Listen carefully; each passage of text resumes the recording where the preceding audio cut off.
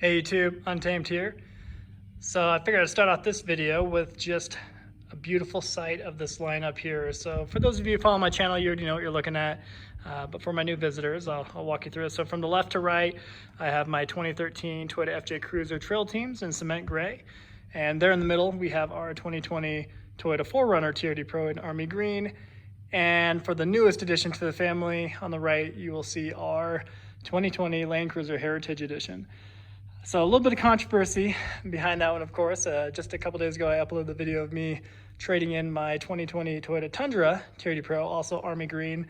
And honestly, though, I was expecting a lot more flack from you guys than what I did get, if I'm being totally honest, because I know the vast majority of the people who follow my channel do so because of the Tundra. You know, and not to mention, it's just the Tundra is just a more popular vehicle, right? So there's a lot more of them on the road compared to the Land Cruiser. Land Cruiser, they only sell about 3,500, 3,700 a year, and only 1,200 of the Heritage Edition here, starting in 2020. So there's a couple of you saying, hey, I think you're really trading in your vehicles every couple of months for views. If that was the case, I would not get rid of the super popular Tundra for a very, I don't know, a niche Land Cruiser, if you will. So kind of start with that. But in this video, I want to walk through how it actually came to be, why I ended up trading the Tundra, because you guys know I definitely loved that truck. It was sweet. It was amazing. But it just made a lot more sense. And let me tell you, the Land Cruiser is superior. So we'll walk through that, of course, in more detail. But first, you guys might be wondering, why the Tundra, right? So originally the plan was to trade in the Shelby here, right? We kind of talked about that a little bit within my previous videos. So that was the original intent. It just made the most sense, right? Because I haven't driven the Shelby hardly at all since owning it over the last year or so. It still only has 1,000 miles on it, 2017 GT350R, in Avalanche Gray here. So it just made more sense to swap this out for something I would enjoy with the family a little bit more. So, and that's why the Land Cruiser was on the docket, because it has a ton of space for the whole family, for the kiddos, you know, comfortable road trips. You know, the Tundra did too. So when I give these points here, you can make the argument all day long that, well, the Tundra did the same thing. And I get it. And you won't catch me bashing the Tundra at all, because it is a great truck. But if you guys have been following my channel for any length of time, you know that about every other video, I managed to bring up the Land Cruiser Heritage Edition at some point. Just because this is kind of where my heart was at the whole entire time, to be honest. So even before getting the Tundra, you know, I was really eyeballing this. But when I got the Tundra, it was back in December. And when I was calling around on these, as they were just arriving to the lots all around the nation, nobody, and I mean nobody, was dropping the price below MSRP. Some dealerships were even asking above MSRP, if we're being honest.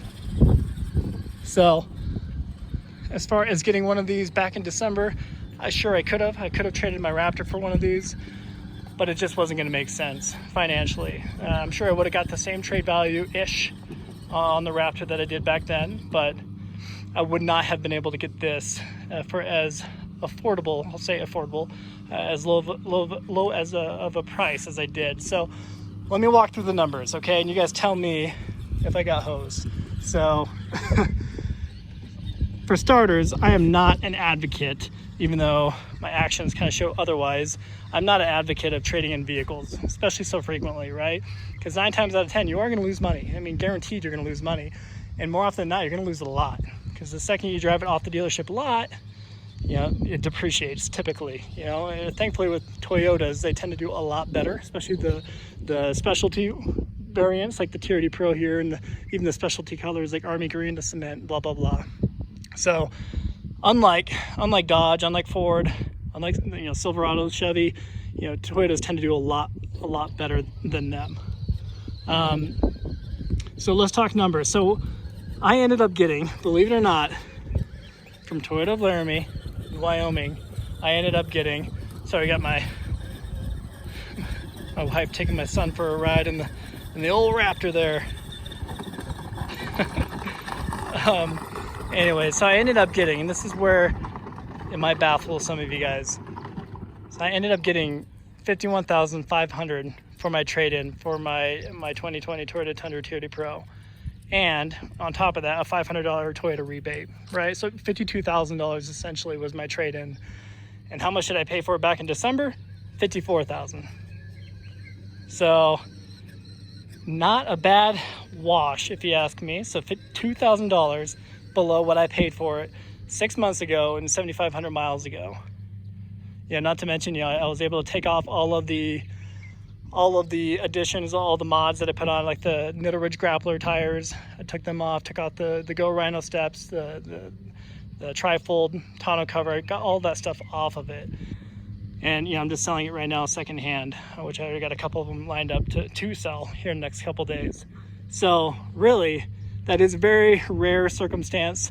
It's just an unlikely circumstance, to be honest. So they went 52,000 essentially, 51.5 plus the 500 rebate, and they dropped it $10,000. So this has an MSRP of 89,700, right? And they dropped it just below 80 grand. So the way I look at it, if I would have gotten this back in December, I would have paid MSRP. And then boom, right there, I already would have paid more. So in a sense, I saved by buying the Tundra back when I did, and then buying this right now, trading in the Tundra for this, if that makes sense, right? So I don't think that these are gonna go much below $10,000 below MSRP, because I had to look pretty hard to do that. And it was just kind of like the stars aligning, to be perfectly honest with you guys, because I called maybe 12, 13 different dealerships as I was searching for the Heritage Edition throughout the last couple of weeks. As you guys saw, I was kind of debating between this and a Trackhawk for a minute, right? And of the 12 dealerships, I found a few online that were like posted for about $80,000, $83,000. But then when you call them, they're like, oh no, I'm not sure how that got posted for that, but no, we're asking $89,700 for it. So don't always be fooled by what you see on like Auto Trader and all that, because when you actually call the dealership, it's funny how that it goes out the window pretty quick. So at any rate, so I got this down 10 grand, 52,000 for the Pro. The best deal that I was able to find was in Kansas City for one of these Heritage Editions. And admittedly, I was pretty committed to just going to get that one. It's about an 10 hour drive from where I live here in Wyoming, which I wasn't looking forward to at all. Not to mention I probably would have had to wait for a little bit longer just as COVID kind of eases up a little bit.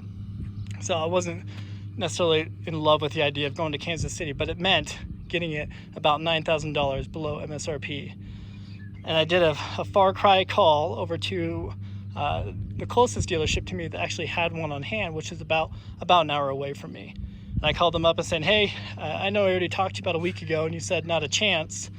However, this is here's the paperwork offer from Kansas City dealership. J. Wolf is the dealership in Kansas City that I found it. Here's the paperwork with the write-up with the offer. Are you able to match it? Are you able to beat it? And he's like, I don't think we're gonna be able to do that, but I'll talk with our owner and we'll call you back. And about 3 or 4 hours later, I got a call back from him. And he said, you know what, we're willing to beat it. Here's our final number to you. What do you think? And I could not believe it. So I was completely stoked. I was beside myself that I was being able to drive 1 hour away and get a better deal than the best deal I was able to find with a nationwide search, right? So I was super stoked for that. So that's kind of how the numbers worked out, guys. And that is a very rare circumstance, I know, but super fortunate for it. And I am already so much in love with this Land Cruiser here. As you guys can already tell, it only took me a day and a half to get some KO2s on it. I think I could have gone maybe a smidge bigger, but at the same time I did not want to mess with trying to get a speedo adjuster on it. And I did not want to have to deal with fabricating or altering anything to really make it work without rubbing. So this is perfect in my opinion. So these are 285 65 18s.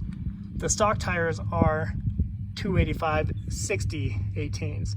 So just a smidge bigger really, but a ton more aggressive, as you guys know. And I'll show you the stock ones over here in a second. I kept them.